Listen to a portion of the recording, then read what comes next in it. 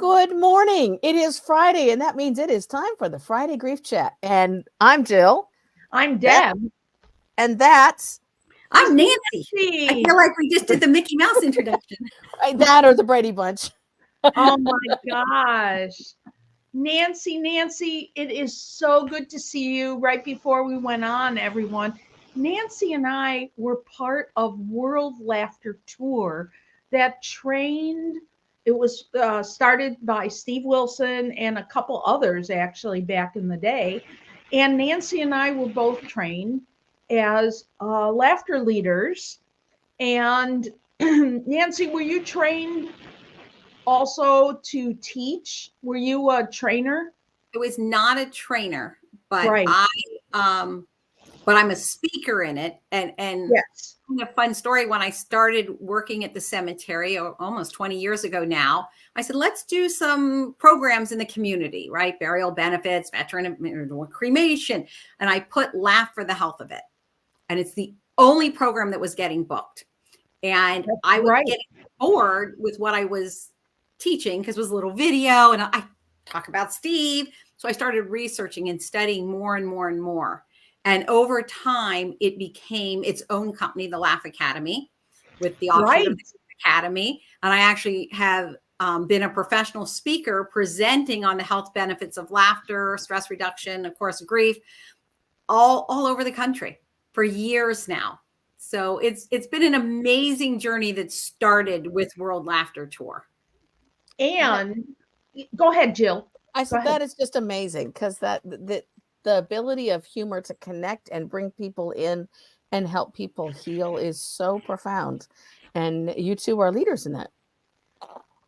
Last night I did a indicator.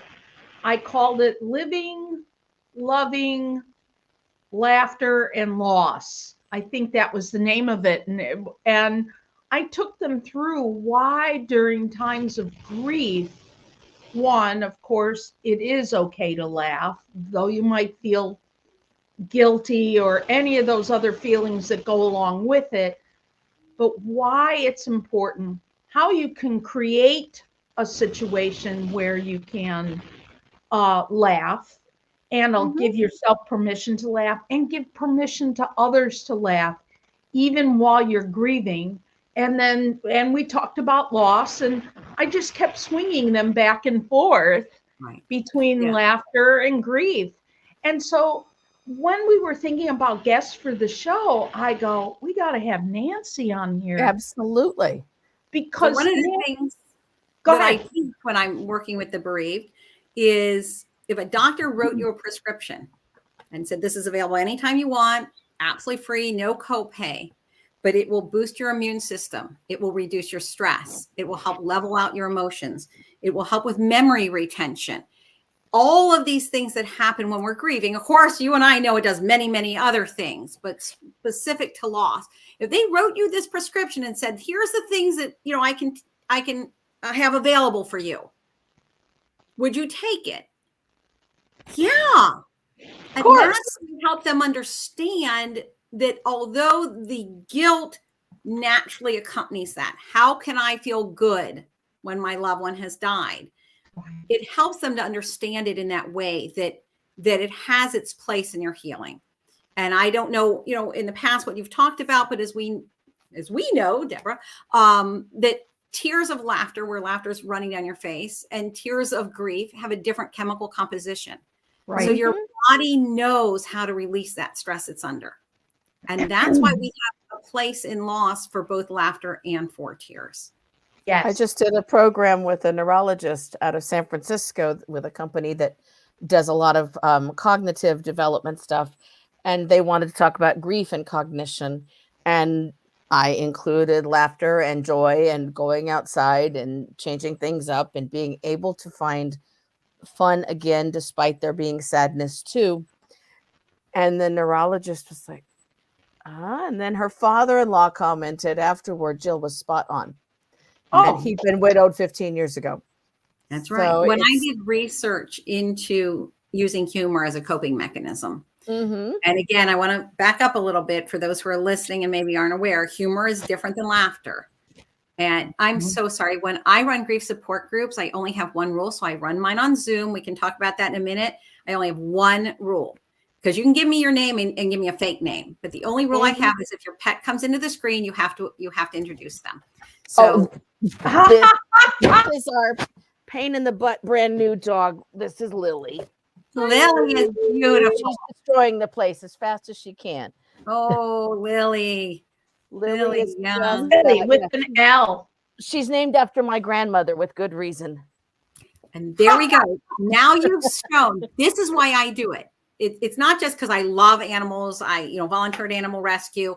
It's because there's always a story behind it, right? When I'm working with a group of people who are grieving and their pet comes in, this is my husband picked this dog, or this animal has been my rock, the one I can cry with at night. There's always a story.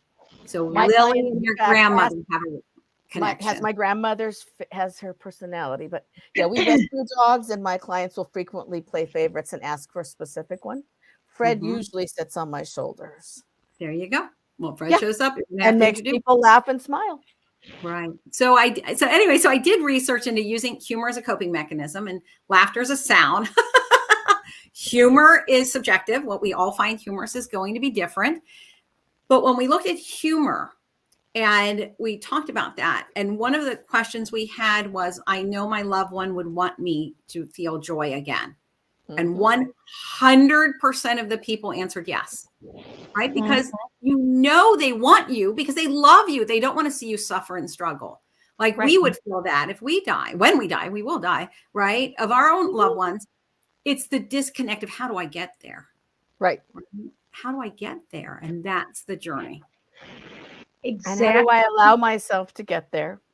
And how do I withstand other people not understanding that laughter is a necessary and vital part of surviving grief? Because grief can be deadly if you don't let yourself have the whole range of emotions, including the release that comes from laughter and joy.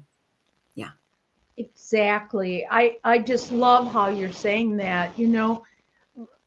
When I was speaking last night, I said it's a spectrum, and you keep swinging back and forth from joy to grief. And then it's a layer, actually. So it goes like this. And sometimes you're laughing more, and sometimes out of the blue, you just start sobbing. And then as you reflect on the sobbing, I like to tell this quick story about being in the, produce aisle or the coffee aisle when I just started sobbing. And then I had to think quickly, oh, people are going to come up to me. I'm just going to tell them I have allergies, and that's why my eyes are leaking. I didn't want to get into the whole thing, right?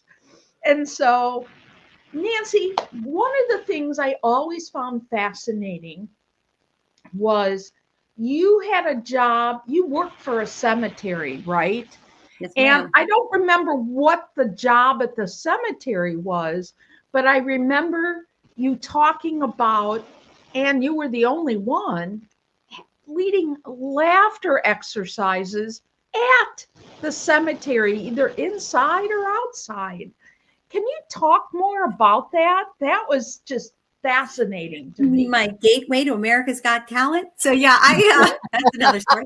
So I ran the only laughter club held at a cemetery or funeral home anywhere in the world. And it was amazing because it was open to anybody. You didn't have to be grieving to come. But I had one woman who came with her son, and she was 92 years old. And I used to say, usually when somebody that age comes to a cemetery, it's not to laugh. And we would gather together, and we all knew about the health benefits of laughter and the reasons we were doing it. And it was such a wonderful pressure release valve. It was so incredible for us to get together and laugh. And I will tell you one of my theories. I can't tell you this has been scientifically proven, but I'm going to tell you it's true. Is that one of the benefits of laughter when you are grieving?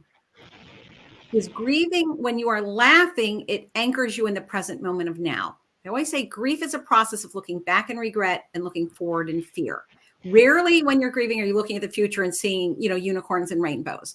How will I get through the holidays? How will I do this? How can I be on my own? Right? That. But when we are laughing, we are here now.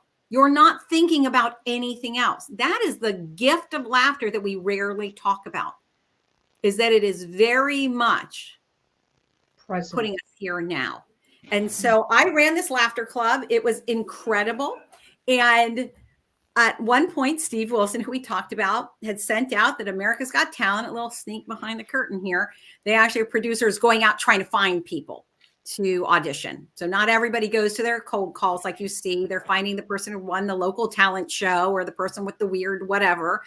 And so they contacted Steve and said, we want some laughter leaders to audition. And I didn't. And then he said, come on, you got to do it. And so I took a little video standing at a monument, the back of it, not with the name, and saying, yeah, you want to come laugh with me? I'm at a cemetery. So they said, yeah. And I did not go to Hollywood. I was in Buffalo. So I went down to New York City. There was going to be a record-breaking blizzard I was auditioning Monday, and on Saturday was going to be a blizzard. And I contacted them. They said, nope, we're doing it. So I flew in Friday, got to be in Manhattan, watching people build snowmen in Times Square, watching no traffic in the streets. It was incredible. I was from Buffalo. I was ready for a blizzard. It was pretty amazing. And Monday I went and I auditioned. And fortunately for me, they did not choose me. They chose a fellow laughter leader. And that was her journey to have. I just wanted the experience of it and a reason to go see my son who lives in New York. And it was pretty amazing, but they were intrigued by this idea. And so it really does have a place everywhere, doesn't it? I mean, as a funeral celebrant, so often when I'm writing and officiating at services, there is laughter within those, you know. I'll tell you my quick story. My grandma died at 109 years old. We didn't think she was ever going to die. So we're doing this graveside service and we're all telling stories about my grandma. And my brother, it's his turn, my oldest brother. And he says, 2 cannibals were having dinner. And we all go, what is he doing? And he goes, and one cannibal said to the other one, I never really liked your mother. And he said, just have the potatoes. And he goes, that was my grandmother's favorite joke. I didn't know that. But being the oldest, he had a different grandma, right? Right. Right, So right. went to reflect on their many, many years together. That's what came to mind. And there it is, right? Wow. And that's what you're talking about, Deborah, that space for having those memories that really are bittersweet now, but we have the laughter with it. I made sure there was laughter at both my wives' funerals because there needed to be. And that was part of who they were. That's right. Absolutely. And when I officiate, I ask many questions of the family, but the first question is, did they ever make you laugh? What are some of the stories that made you laugh? And then, did they ever make you angry? What are some of the stories for that? And only once did they say, nope, she never made us laugh. She always made us angry. So that's how I got the grievers, the people who showed up at the funeral. Have you ever been angry at this person? Did she ever get you just? And everybody was laughing because it's true. Absolutely. Yeah. I mean, same questions when I'm doing dementia work with families. When I've got the person with dementia together with the family in the room, we talk about those things, and it draws out the old memories. Even for the person who's got a really failing memory, they can pull back the things from long ago if they still have verbal skills. But it also provides a chance for those siblings who are, 4 years, 10 years apart to share some of the differences in what parent they had. Because their mom was different from their mom was different from their mom. And their parents' relationship was different over the years as their relationship changed with each subsequent child. Yeah, I did a laughter club. I used to do it at a nursing home. And it was amazing because some of these who had dementia and were very frail, but you could see them recognizing and laughing. or pointing fingers when we do finger, right? Laughter or things like that. Like you could watch it.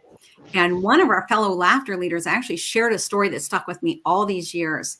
And they said that they used to run a laughter club at a nursing home. And there was a gentleman who was down the hall from the room where they met. And they said, "You want to come?" And he'd say, "No, I'm not going." And he'd be very gruff. "I'm not going."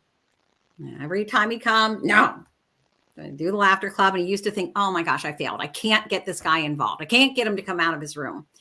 And one day he came and the staff said that this gentleman wanted to see him. And he went into his room. He said, "I have to tell you something. You know, I'm dying. My health is failing quickly. And so I need to tell you this." He goes, "I was not comfortable going to your club. That is just not who I am. But I want you to know, hearing laughter come into my room lifted me every time I heard it." I'll bet. So we don't know, right? We never know how we're touching someone. Yeah. And what's happening when we're giving them permission. And who's listening. And likewise in long-term care settings, when I would be doing some form of laughter or whatever, I encouraged all the staff to just smile, because you don't know who's watching you as you're walking down the hallway. And I learned that early in my nursing career. You even, and this might sound odd, but I worked on a cancer and a hospice unit. That's what it was. That was my first hospital job. And, you know, it was nothing. I would have to put bodies on the cart. But when I came out of that room, my facial expression, I felt it was my responsibility to change my facial expression, even if I wasn't feeling that way. And then I found little subtle ways that were against company policy to make people smile, which will explain why I never went back to working in a hospital after that. So I found those, like you had to wear white, and with white meant white or clear stockings. You had to wear white underwear because it would show through, right? Well, every once in a while, I would wear hot pink socks and purposely put my leg up so that the patient or the staff could see that I was wearing hot pink socks, in spite of what it said. And it gave them permission to smile, it empowered them to say, "Look at her going against the establishment."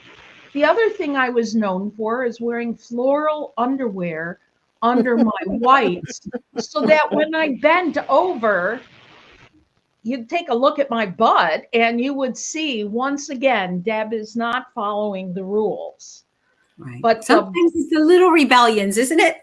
It is. But it empowers people to giggle at,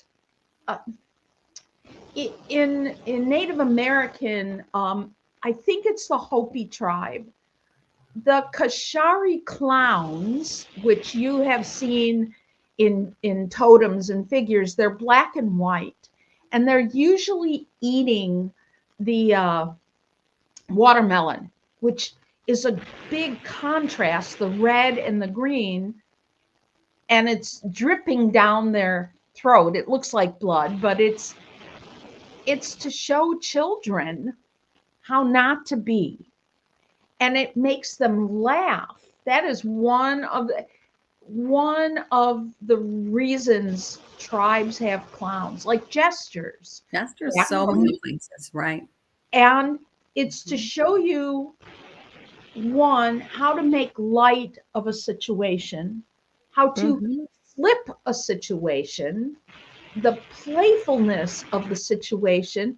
Small children should not act like that clown, and that's why they do it. Right. specifically for that. So I want to go go back ahead. to what you said about smiling a second, because there was a research study that I speak about quite often. I love it, where they had groups of people in a hospital. And sorry, go ahead. Tell me your cat keeps coming into the screen. Who's your cat? Oh, that's Oscar. Oscar's And we had a pair of cats that were named after our paternal grandparents. There you go. Yeah. All mine I locked out of the room. I didn't know I should be letting them in here because I have a pug who you'd hear snoring. So I didn't remember it. And I have a 15-year-old. They're all welcome. Oh, if I had known. So anyway, so they took this groups of people in the hospital, and half of them just had normal care. And the other half, they told the staff, when you go in, smile. So it's that smile. And they found the group where the staff was smiling, they were getting better faster. And when you look at that, and I go, well, what's going on? Well, when we smile, this zygomaticus major, this muscle is related to the thymus gland, and the thymus gland regulates our immune system. So when someone smiles at you, unless you're very sick, you're going to smile back. It's just part of our social conditioning. So they smile, they boost their immune system, they start to get better faster. And one of the things I began to do after I read that is, if I have someone in a hospital or a home care, recovering at home, I have a sign I put on their door that says "Healing in Progress. Enter smiling." I like that. There's also research that shows that hospice families who have staff who can use humor will actually reach back to the hospice for grief support far more often than the ones where the staff were serious all the time. And the ones where the staff connected through humor, those are the ones who will reach back to that hospice nurse, the hospice chaplain, and social worker for support throughout the dying process and afterward, because it reduces that stress and it opens them up to be able to connect a little more. It opens that emotional channel up. Yeah, it is that social glue. It's and laughter. There has also been studies, and this was a fairly large study on the East Coast. Michael Miller, because we had him once at AATH. They found that laughter, genuine laughter, can widen the blood vessels to the heart so that blood flow is better. Yes. And that makes such a difference in health. If you have better blood flow, everything's getting what it needs. Yeah. And so these studies are just important so that you can keep in mind down the road, or at least tell somebody about it. At the same time, I'm not a fan of forced laughter unless you're explaining, like I did to my crowd last night, that yes, it's forced laughter, acknowledging it's forced laughter, acknowledging that they might be uncomfortable at first. And I respect them being uncomfortable. They don't have to laugh, but I ask them to just try for a moment. Just allow that laughter to be contagious. And usually everybody laughs. Occasionally, depending on the size of the crowd, they're looking at you like, this is stupid. I'm not doing it.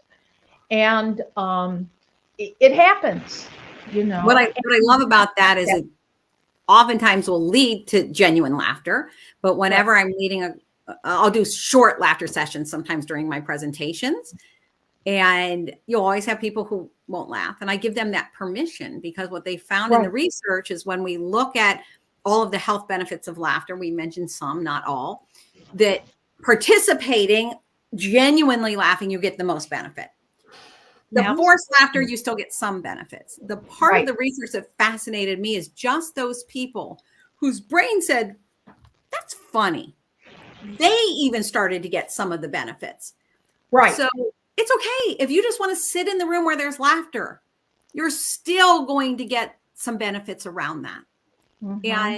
And I will tell people, I talk about creating an HPOA, a humor plan of action.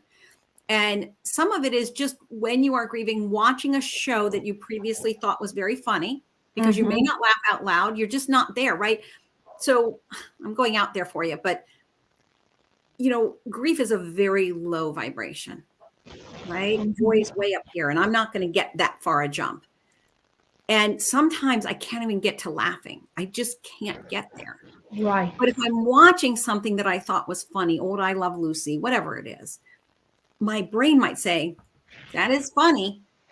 And we'll get that little respite, right? We'll get that little, part of coping with loss, and I teach a lot of tools for coping with loss, is distraction. And distraction is a wonderful tool. I don't want you doing it all the time and just pretending you're not grieving. And I've met people like that, and it takes longer to bring them through that process. That it's definitely helpful, and it's a survival skill. So much. So much. Just being with people that you will laugh, because 80% of laughter is social interaction. And so just being with people. I actually brought my grief support group. So I was studying improv comedy at a local Comedy Sports in Buffalo. And it's great because the worse you are, the funnier you are, because it's improv. Yeah. And it gets your brain thinking differently. Well, they have their shows, and their earlier show was a clean show, a little Comedy Sports improv show. And I brought my grief support group to it. We did a little outing. We used to do all kinds of different things. And we went to this show. And afterwards, a widow came up to me and said, that is the first time I've laughed since my husband died. Right. Right. We gave her permission.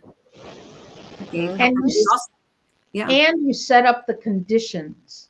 Correct. For her to take the opportunity to laugh. Yes. Because people last night, I said, you laughed a lot through this program about grief. And I said, here is my main trick.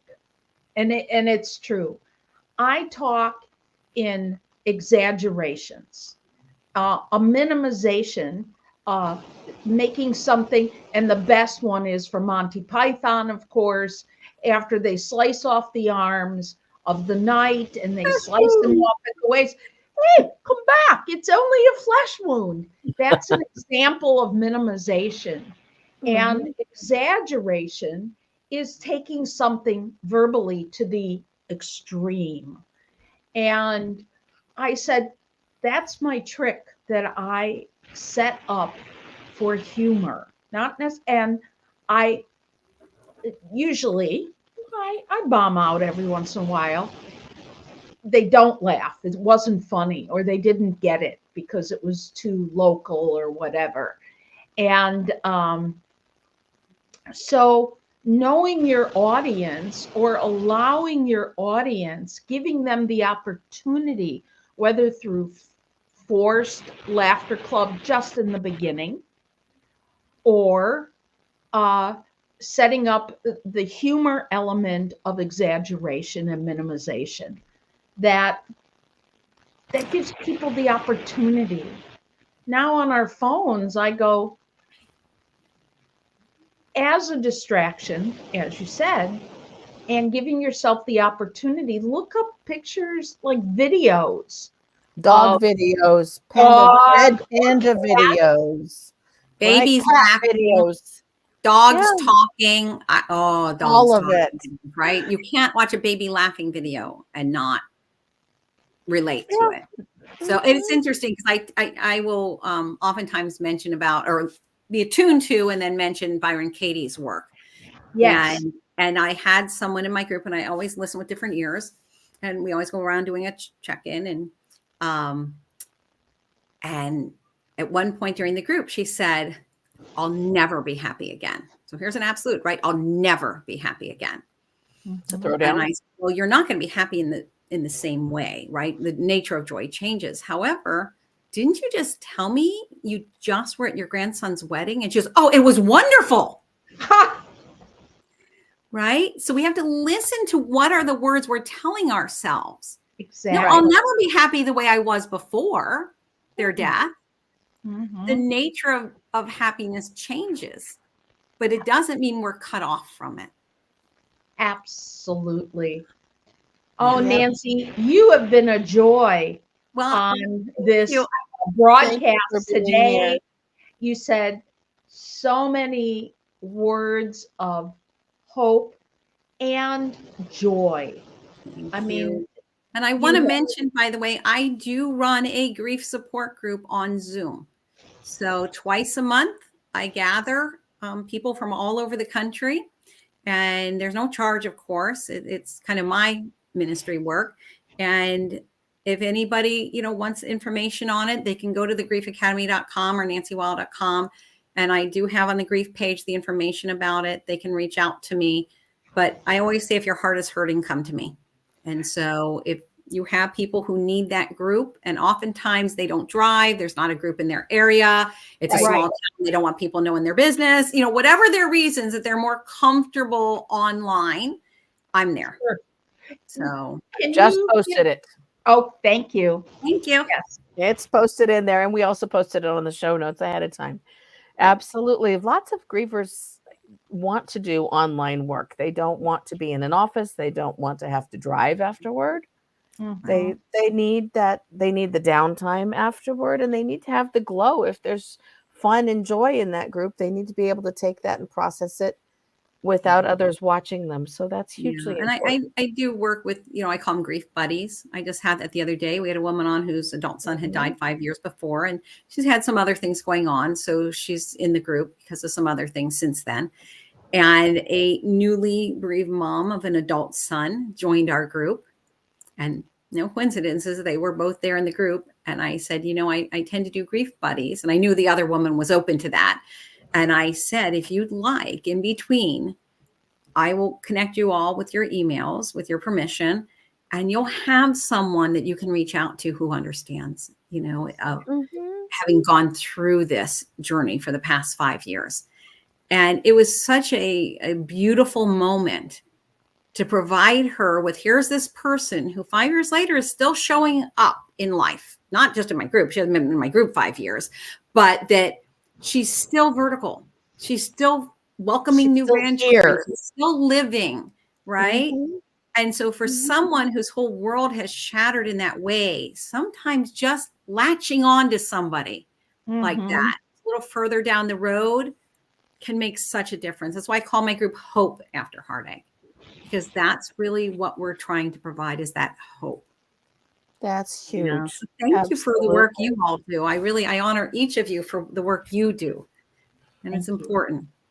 Thank you. I appreciate that. Folks, if you want to find Nancy, you can find her at nancywild.com. You can also find her at thegriefacademy.com. Her information is in the show notes. It's posted on the Facebook page, Humor, Grace, and Grief, which you can also find at facebook.com/Friday Grief Chat. And you can also find us on all the podcast platforms, and you can find this program there.